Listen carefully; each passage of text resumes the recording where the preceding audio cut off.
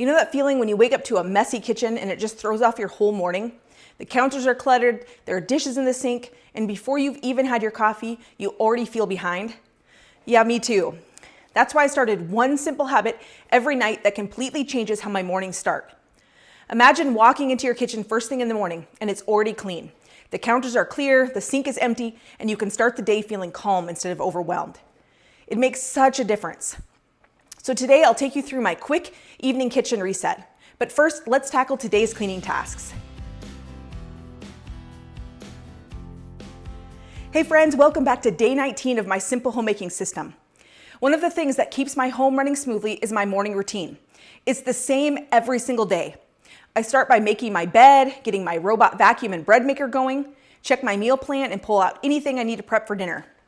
I also make sure the laundry is moving, or remind whichever kid's turn it is, and I have the kids unload the dishwasher.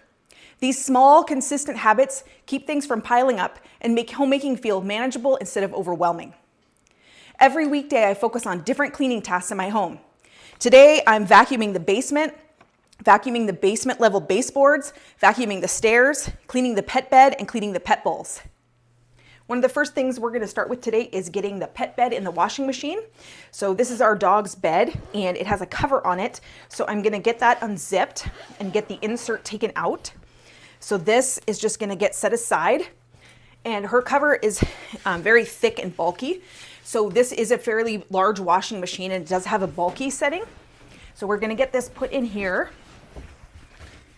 And because it is so big and bulky, I am going to use 2 squirts of soap today.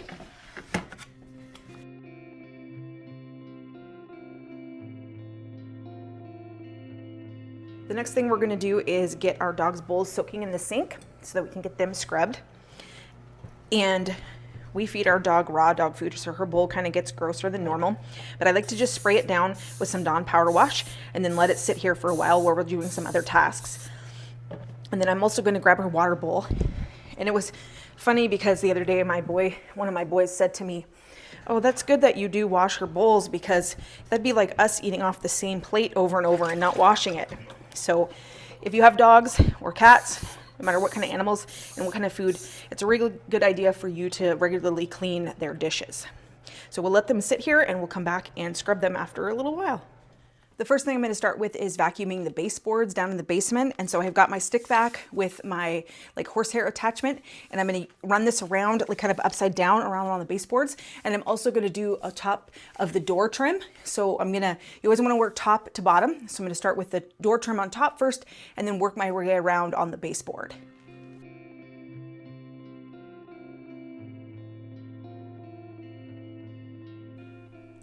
So I'm also using the stick vac to vacuum around the treadmill on the mat that's around there. It's not something I can use the big upright vacuum for. So I'm taking a minute and vacuuming that mat really well behind it and around the treadmill.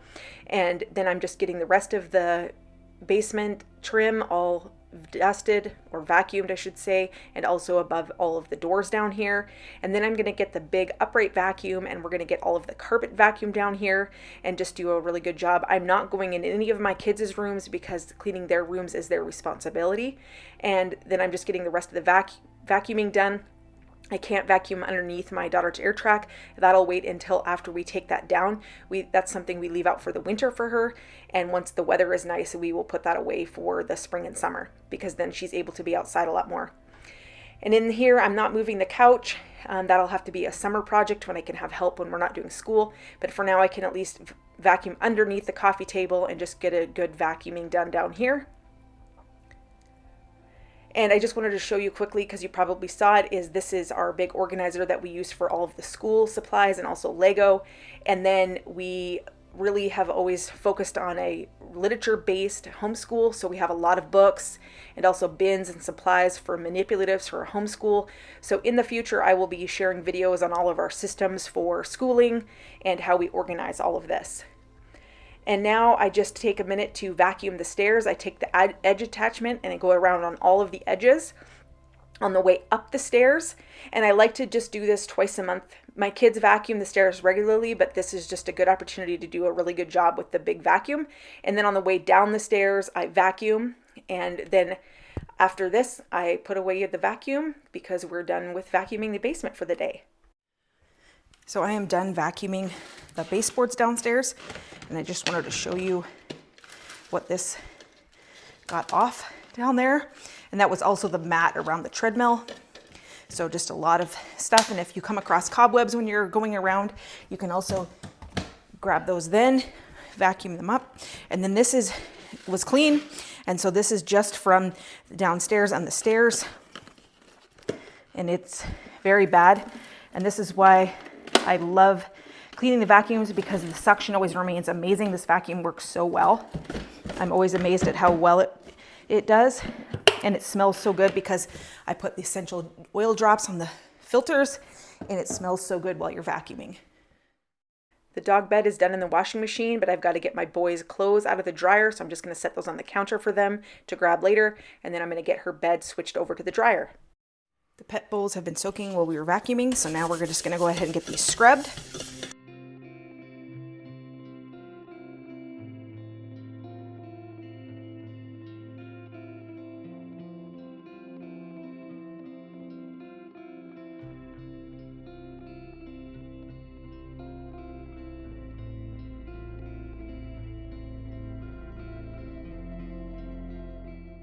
The dog bed is all dry, so now we're going to get the insert put back in.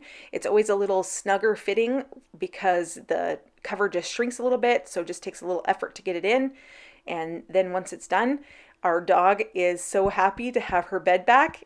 Her name is Ruby, and she's a 3-year-old Labradoodle. It feels so good to walk over to the chart and to cross everything off that we've gotten done today. It feels so good to get things done. Having a system like this means I never feel like I have to do everything at once. A little each day keeps my home clean without the overwhelm. Once that's done, my evening reset is all about setting up tomorrow for success. Before I wrap up for the night, I do a few quick resets so tomorrow starts off smooth and stress-free.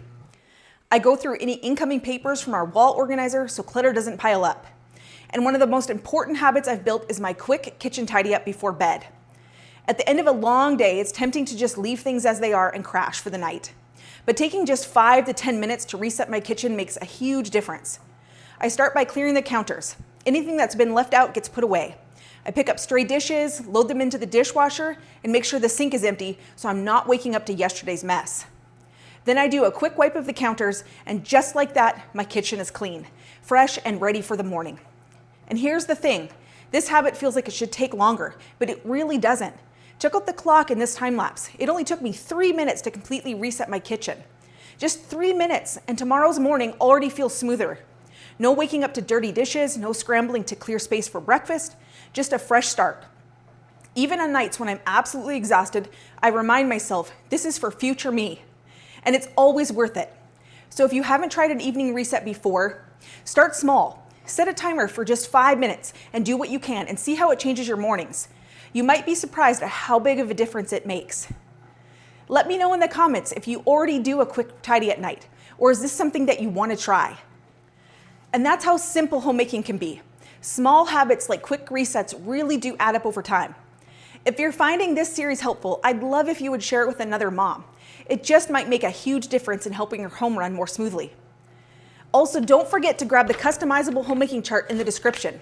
It's a simple tool that will help you build your own system. And if you're curious about any of the products I've used today, I've linked them below in the description for you.